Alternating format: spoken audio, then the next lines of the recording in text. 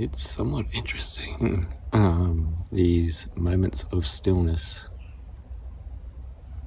I've done a video on this before, and when we think of moments, like being in the present moment, Buddhism concepts of I choose now, in this moment I choose now, I shall not be in any other place, I shall not live in the future, I shall not live in the past, I choose now. And these moments of stillness also are moments where it comes and goes. And it's interesting because when we think of the statement I choose now, or being in the present moment, how do we know what is a moment? How do we know what is now? And what is actually the right moment, and what is actually the wrong moment to be in? And is it actually a moment that we want to be in?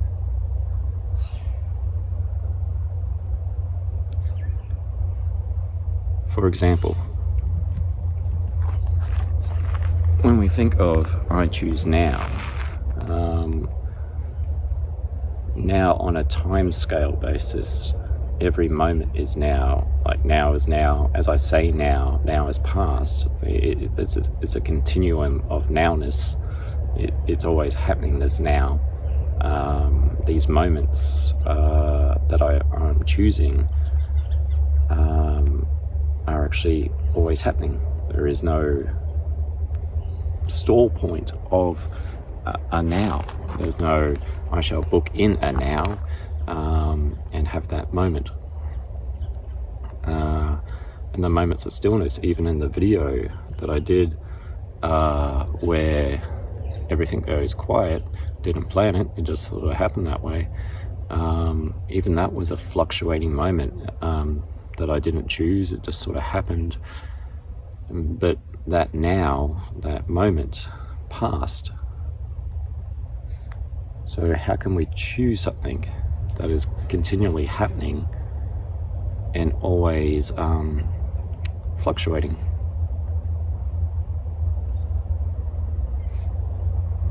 So is it a matter of choice? Is it a matter of being in a moment that is this the moment? Is that the moment?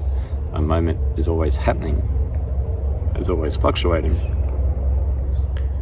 And how can we appreciate a moment without knowing the opposite of a bad moment?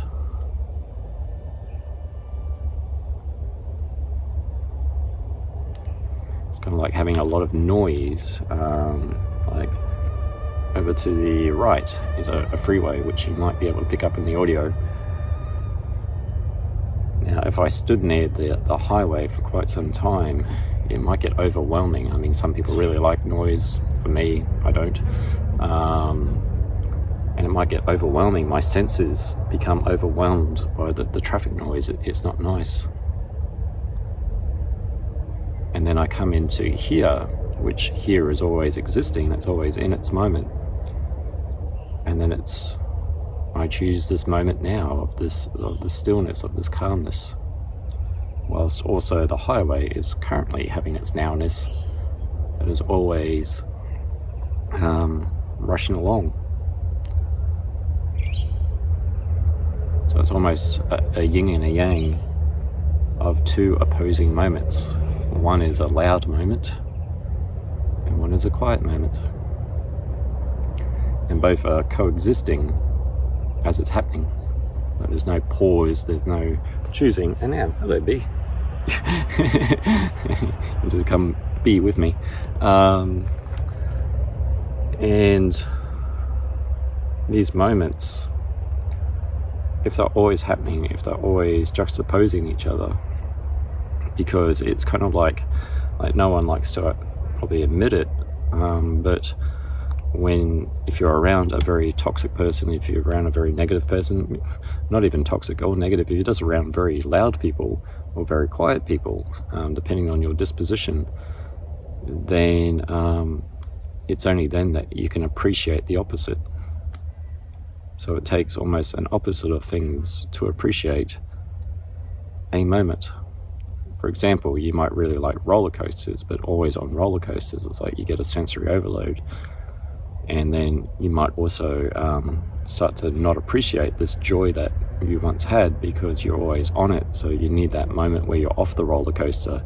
You need the thrill of standing there off the roller coaster looking up to actually go on the roller coaster and have that fear of like, oh, that's a really big drop. So you need juxtaposition to actually know. It's like you need a night for a day, a crest of a wave or a dip of a wave sort of thing. So these moments are continually happening. And once again, it's very hard to stay positive-minded all the time. And it's whether you actually want to be positive-minded all the time, because it takes a balance to know the positive and the negative, nor do you want to be negative-minded all the time. Balancing between the two. So these moments that come and go are kind of like a wave, a rhythm, a biorhythm almost in our bodies. Once again, if I stood near the highway for a pretty long time, I might actually just start to get stressed. The highway's doing nothing to me, it's just being next to that noise is not very pleasant. It's a very disharmonizing noise. Here's more pleasant, it's more quieter. Similar if you're around very loud people, you might appreciate the quiet, or vice versa. Being around quiet people, you might need the loud people. It's your disposition, how you're wired in a way, or how you get stimulation from your environment. So all these moments that continually happen. Like right now, this could be a very peaceful moment. There's a tree right there. The root system decided to give out. Then I'm going to have a painful moment. So even in quiet moments, there's moments of disruption. Or the bee that came along might have decided to bite me. So it's very hard to choose a moment, because choosing a moment is almost staking a flag in water, basically.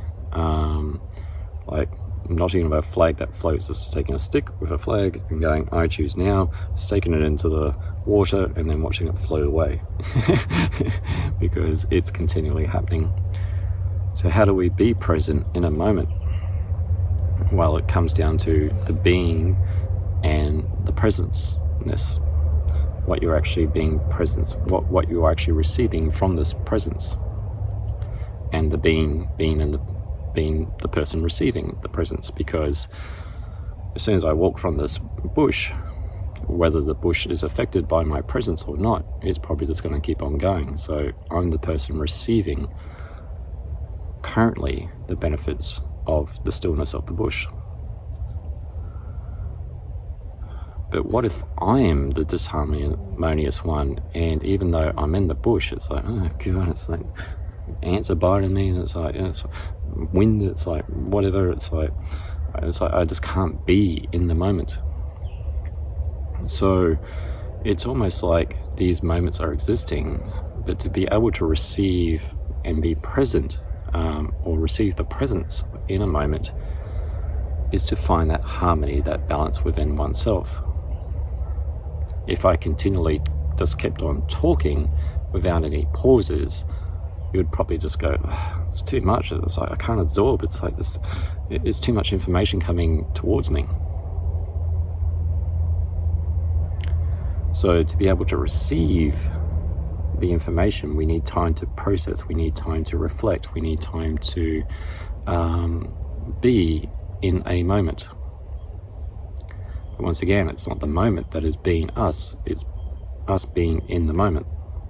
For these moments are continually happening.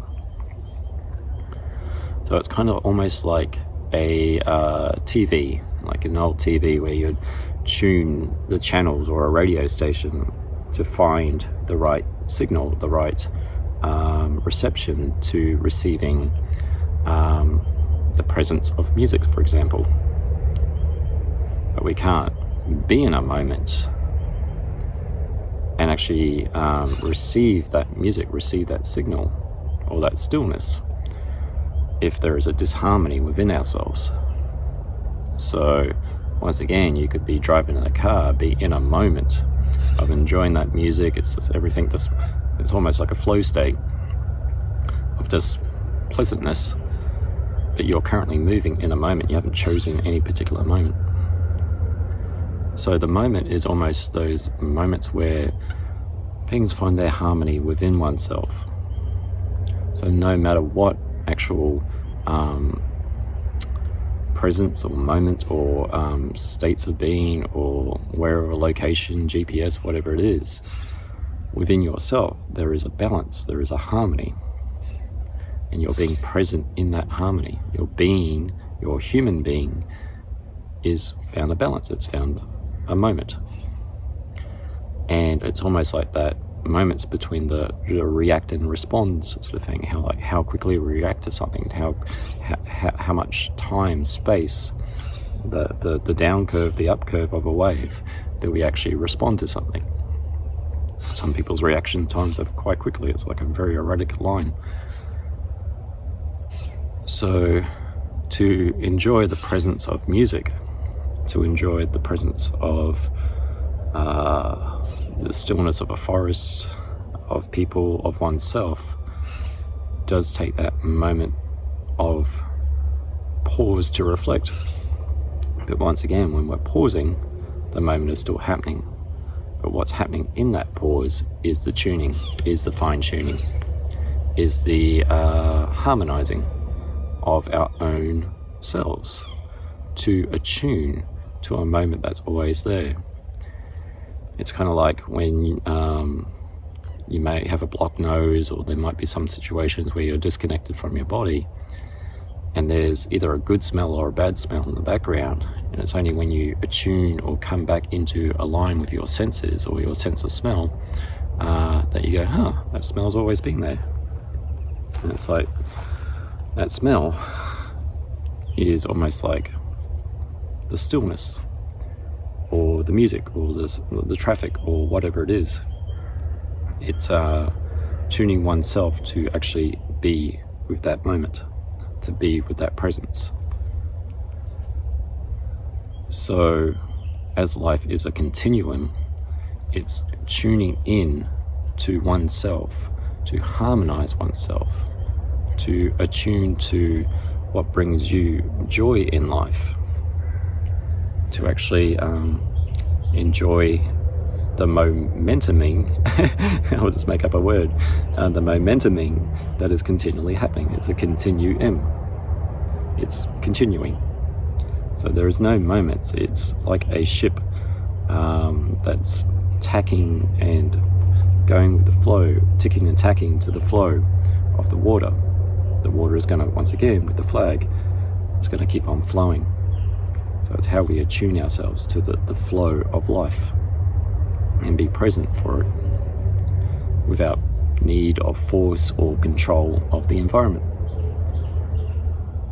So the choosing of now might be the choosing of, I choose now to attune myself to these moments, to attune myself to go inward, especially if there is a lot of outward noise or a lot of inward noise, to go into that inward noise and start to harmonize that, either through breath work, through EFT, whatever works for yourself, to actually bring balance to oneself.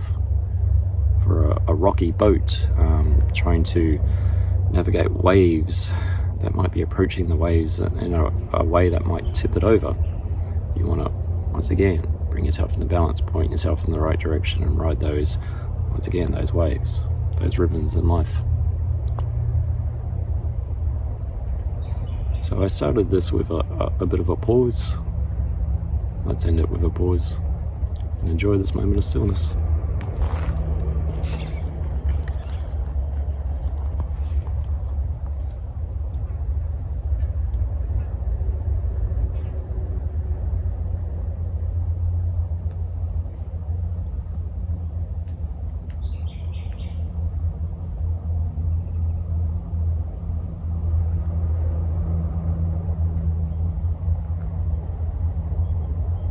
And how much time actually passed in this moment.